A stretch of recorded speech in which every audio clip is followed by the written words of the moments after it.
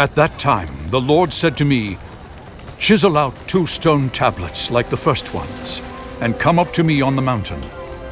Also make a wooden ark. I will write on the tablets the words that were on the first tablets, which you broke.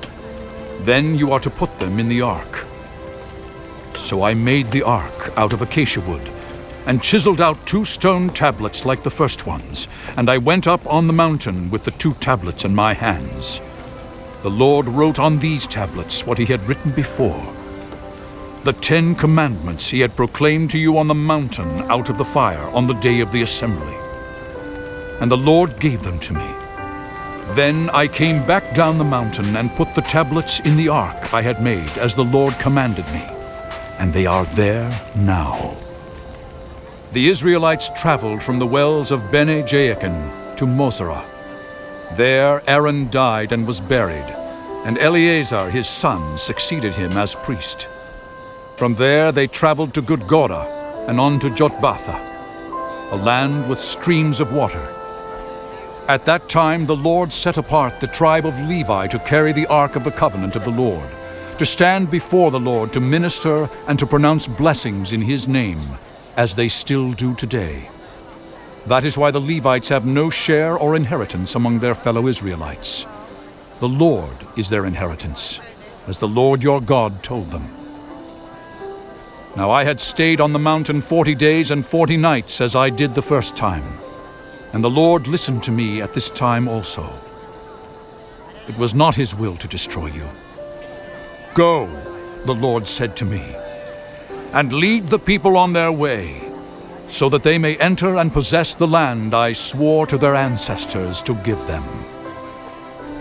And now, Israel, what does the Lord your God ask of you, but to fear the Lord your God, to walk in obedience to him, to love him, to serve the Lord your God with all your heart and with all your soul, and to observe the Lord's commands and decrees that I am giving you today for your own good.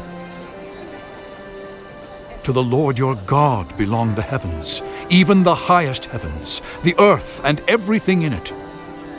Yet the Lord set his affection on your ancestors and loved them, and he chose you, their descendants, above all the nations, as it is today.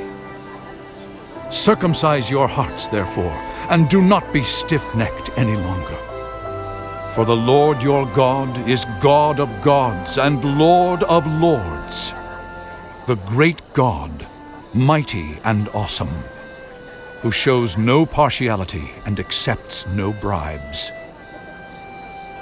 He defends the cause of the fatherless and the widow, and loves the foreigner residing among you, giving them food and clothing.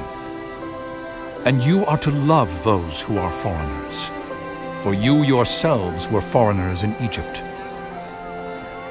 Fear the Lord your God and serve him.